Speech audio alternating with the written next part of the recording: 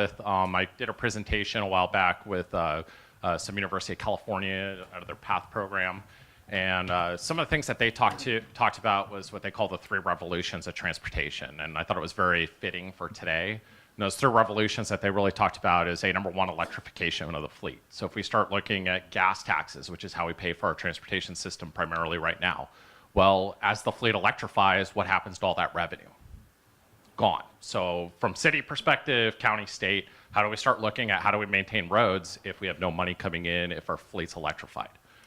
That's just one unintended consequence of some of the choices we're making. Obviously, there's environmental benefits to electrification of the fleet, but something I hope we talk about a little bit more today. Two is what we call the shared economy or the shared fleet. So I saw Hassan Akrada from SCAG a while back did a presentation where he he had a slide up that said 10 years ago the number one ride-hailing service in the United States was Yellow Cab. Today it's Uber. And Uber has something like 10 times more cars than Yellow Cab ever had, and Uber owns 0 cars. So if you think about that from a shared economy, he also had a perspective related to hotel rooms.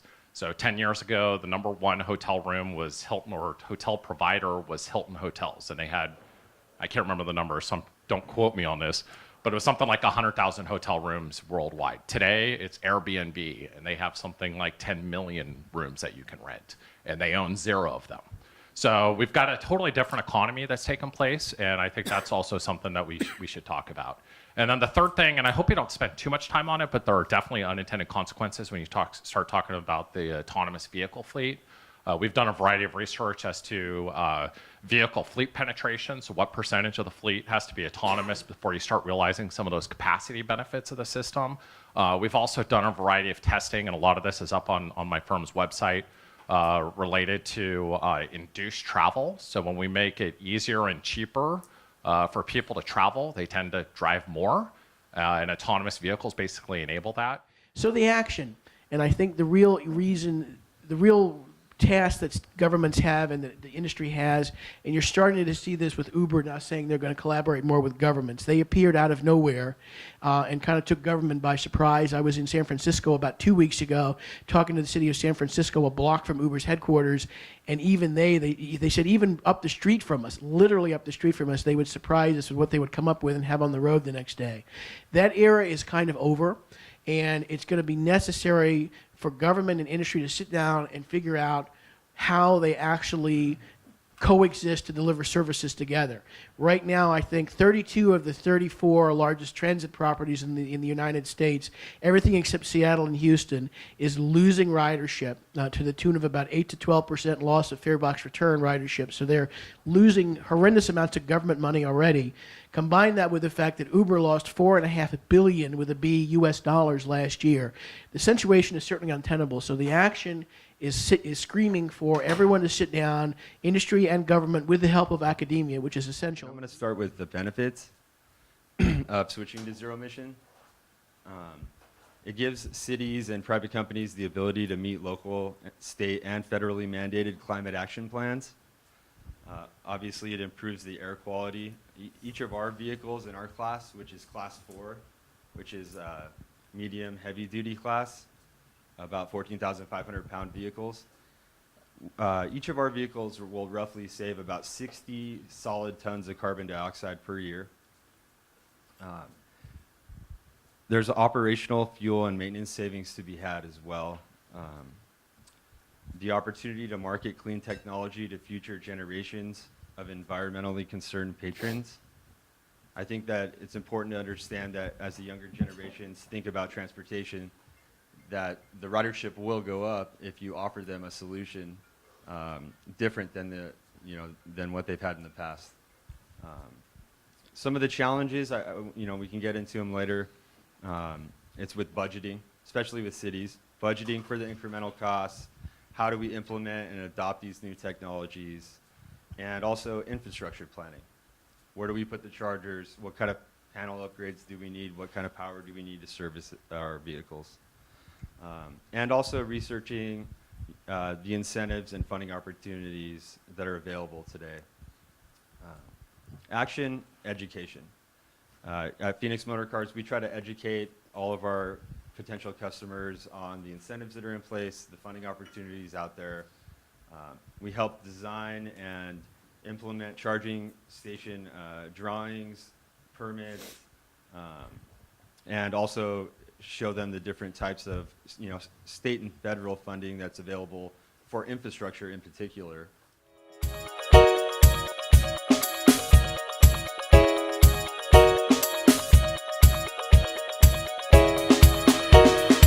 So a few of you guys have all of you guys spoke to some of the shifts that are happening. And I'd like to revisit, at least as a starting point, Jason, you mentioned the three revolutions in transportation. So my initial question I'd like to start with is, what are the big shifts in transportation-related technology that we should all be paying attention to? I think from a bigger picture, if we think about how we plan our transportation system, a lot of that is done through our regional MPO or Metropolitan Planning Organization. And at the MPO level, we're doing a variety of modeling and analysis to try and help us identify what that infrastructure needs to look like in the future, make sure we have funding to deliver it, and ultimately make sure that we're meeting our air quality conformity standards, right? Or does SCAG's model currently account for autonomous vehicles in their model? Does the SCAG model currently account for transportation network companies like Uber and Lyft? We're seeing increasing mode share related to TNCs beyond transit. We're including transit in our MPO models, but we're not accounting for TNCs as a trip purpose in and of itself. To my knowledge, very few travel demand models are doing this, if any. Well, let's keep moving that along and building on this. Why are these things happening now? Why are these shifts happening now? What problems are we trying to solve? One of the main concerns that cities are having right now is improving the air quality. It's sad to say, but one of the reasons why California has the greatest, I would say, state incentive program out there is due to the bad air quality and the need to fix it. We work hand in hand with all the major air quality management and air pollution control districts, and they put out maps yearly indicating, the toxins, the NOx levels, the CO2 levels. So there is a real push to try to clean the air quality, especially around schools, and also in other parts of cities, ports, disadvantaged communities, and at Phoenix Motor Cars, we decided, we wanted to make a solution that would work and integrate easily with some of the already built-up technologies. I think there's a couple different drivers that are creating the now. Number one is regulation. That's a driver, and I think that's what you were getting at, Thomas, is some of the air quality conformity regulations that we have both at the state and the federal level. Basically having an hour and a half of just sitting in your car, having to pay attention, and taking that hour of time that you could have been spending with your kids or spending at work or being productive, and you've got one focus of trying to watch the car in front of you and make sure you didn't rear-end them. That's a big motivation as far as some of the opportunities that the private sector are seeing on how can we change. The final motivator, and this is one of the things that relates it, I think, back to everybody, is safety. If you look at the economic drivers behind insurance in the United States and collisions, things of that nature, there is lives and dollars to be saved there. Nobody's mentioned SpaceX, Hyperloop, drones. Is there anything else in the way of new technological shifts that just, before I start scratching the congestion itch, that we should address here today? You can't just go, okay, guys, let's just build a boring company. Let's tunnel under LA instead of driving through it. Let's build a Hyperloop to Vegas. Let's do all this other stuff. There's been 100 years of investment in the highway infrastructure, and nobody can walk away from that right now. So we need to make it more efficient. As far as connected and autonomous vehicles, and I know there's a session that's going to cover that separately, fundamentally, I don't think they're going to decrease traffic. They're going to decrease parking big time, and a third of urban space is used roughly around the country for parking. That's huge. But without other social changes in the mobility patterns, they're not going to decrease the amount of VMT, we call vehicle miles traveled, or VMT, because the vehicles are not only going to be riding around with people in them, they're not going to be riding around empty, going to pick up people. So, I'll say there's technology available today to help solve traffic congestion that we have not rolled out in California. One that I did want to touch on, there's a software platform or an algorithm, if you will, that was developed in Australia, commonly referred to as VIC roads. And essentially what they've done is they've looked at their freeway system and realized that when you have a hotspot on your freeway, you need to start managing traffic 10 miles upstream of it, start looking at the number of vehicles that you have accessing your system there, and start ratcheting it back and managing your flows. What Vic Roads is trying to do is start managing the congestion or the amount of traffic that's being delivered to that hotspot or that congestion location 10 miles upstream and all the way to it. And essentially what they're finding is they were able to raise their congested throughput from 1,300 vehicles per hour per lane to something closer to 1,800 or 1,900 vehicles per hour per lane during their congested time periods. So I think there's software and processes and technology currently available to help us manage our system that in California we haven't taken advantage of, because right now we choose to park our vehicles on the freeways in congested conditions instead of holding them before they hit the freeways. So when you get about 50% of the fleet as autonomous, we start seeing pretty major improvements in capacity, and a lot of that deals with what we call headway, which is a component of congestion. A component of capacity. So essentially, we're able to have cars follow a little bit closer together because autonomous vehicles have better reaction times than drivers. And then when we start increasing that capacity, autonomous vehicles have the ability to not overreact. So if you're thinking of a person when they see congestion and they slam on their brakes and they overreact, that has a ripple effect upstream on congestion. So when you start smoothing some of those out and you get about 50% autonomous vehicle penetration into the vehicle fleet, we start seeing some major capacity enhancements. So right now, if my company is billing me out at $100 an hour and I'm sitting behind the wheel, not able to bill my time out because I'm driving a vehicle, if all of a sudden I can take that hour in a vehicle and be on my laptop and generating a report that I can bill out at $100 an hour to a client, that value of time is very, very different in a car. So the cost of driving essentially goes down. When you start looking at electrification of the fleet, cost of travel per mile is going to go dramatically down as the fleet electrifies. So when we start looking at some of those cost factors or the cost of driving or traveling, and those go down, we're actually seeing what we call induced travel. When we make it cheaper and easier for people to drive, guess what? People drive a lot more. That's where we get into the VMT increases that you talked about and vehicle miles traveled. People will just drive more because it's easier. Just one of your concerns or hopes that you're most excited about, and what should cities be doing now in response to either that opportunity or that potential cost for a community? So helping with the infrastructure, utilities are finally becoming more helpful. They're designing actually, and they've asked us for feedback on how they can implement specific electricity rates designed to be lower and to avoid demand charges, so that's not one of the obstacles we run into again. Well, I want to say, this is kind of how smart mobility is going to get done. People ask, how are we really going to do this? How are we going to pay for it? And the answer is, believe it or not, the money's already there. What needs to be done is create a business model where governments are able to realize substantial cost takeout using technological innovations like TNCs, like on-demand transit, that is able to reduce what have been for decades and decades, since there used to be a lot of private transit. It was taken over by governments after World War II up through the 70s and has been operated at a substantial loss. Something like, and I was at Washington's Transit Authority as one of the other things I did in my career. We were making 40% return on the dollar for fare bucks return for our bus system, and we were the highest in the country at the time. Now, fare bucks is the amount, for those of you who don't know, that's how much money you actually make back as a transit agency.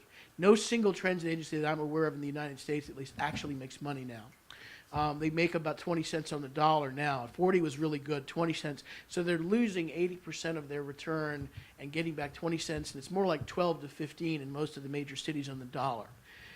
Concurrently, you have Uber and Lyft using literally millions of private investor dollars. Where the innovation can happen pretty quickly is for agreement between government and industry to monetize that so that instead of losing 80%, 80 cents on the dollar, they now only use, say, 70 or even 60. That would generate huge revenues for the private sector that they would get in monetizing the cost takeout.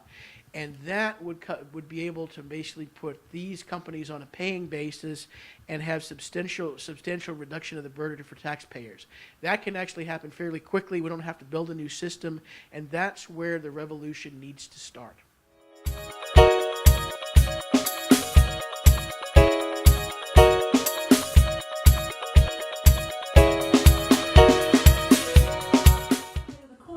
We're talking about electrification, which is terrific, but we have an aging electric grid system throughout the United States, and it is also open to cyber attacks, and the state of California has brownouts in the summer.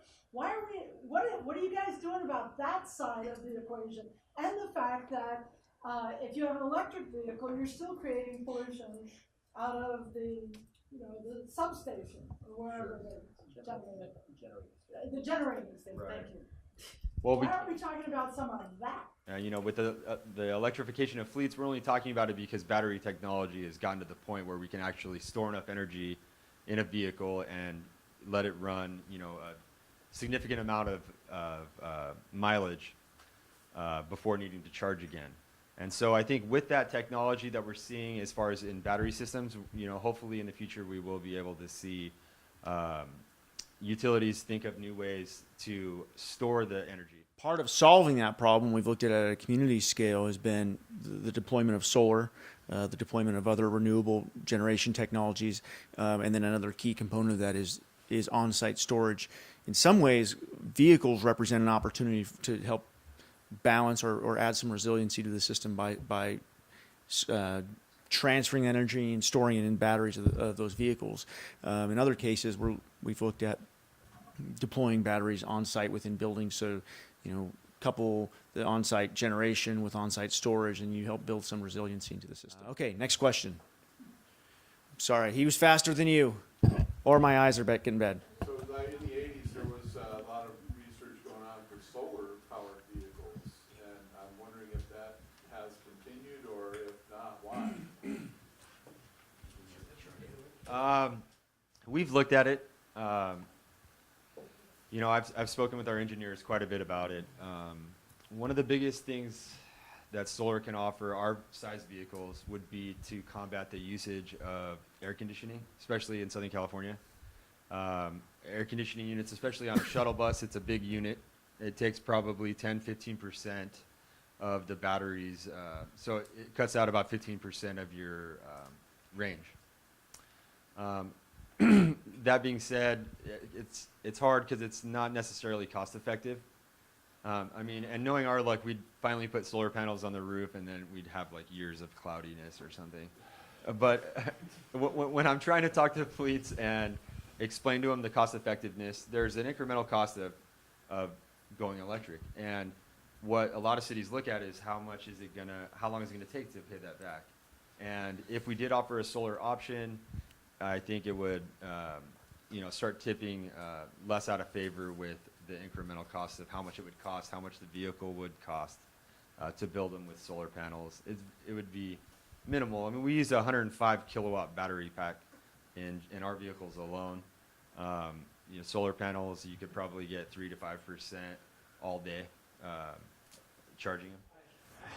All right, so one comment, and it's a two-part question. Any one of you can take this. The impact of the cleaning of the air in the Southern California region, have you seen its effect or an impact worldwide in other nations yet? Or is it catching on at all? And then when I was these guys' age, we talked about the quality of life as a factor of why we were becoming so efficient. So has technology unintendedly made us much more are less attentive to other personal issues. And I guess I'm talking about quality of life, time with family, and you'll never put that 55 on the road again. So it's how much can autonomous vehicles, and it's the unintended result, going to be time away from your family, because now you got 3,000 emails. Emails are dictating your life rather than your family dictating your life. So is there a tipping point? So I think the first question is thanks, Jason. I'm gonna take that target. Answering the air quality question, I think, is in a lot of ways much more straightforward. Absolutely. I mean, who here grew up in the region, in the IE, right? Okay. So, I mean, who here then, who grew up in the region, if you didn't answer first, you're disqualified, can remember how often you could not see the mountains, right? Happened all the time. I remember being in school, elementary school, right? And today, I don't even remember what we call them now, but you couldn't go outside and play because the air was terrible. And that is far less of an issue now. The problem is not solved, of course. Kids that grow up in the Inland Empire still have a much, much higher incidence of asthma. They still have much, much higher incidence of respiratory-related diseases. Our life expectancy in the Inland Empire is less, and part of that's related to our air quality. Now I'm going to throw one of our big industries under the bus, right? Logistics is a big part of contributing to that, as well as small vehicle operation. And some of those impacts are still far more localized.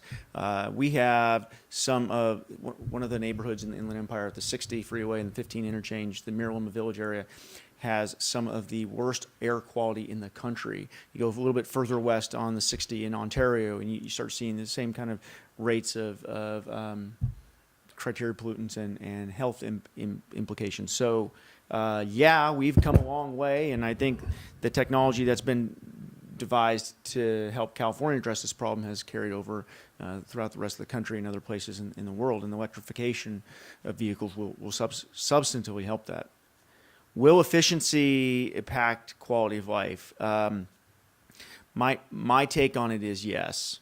And again, sometimes impacts are beneficial and sometimes they're not. And so I don't know if we're going to see a net benefit or not. As Jason, I think it was Jason mentioned that when the time value of transportation decreases, you say decrease? No, decrease. I think it's going to be far easier to spend more time in cars, right? I mean, it may be easy to imagine that I buy a home in Palm Desert because I like the desert and it's beautiful and it's clean, and I continue here in Inland Empire, Orange County, or LA, and I just get up at 4 a.m, get in my bed car, sleep on the way in, and then get up at 8 a.m. when I arrive at work.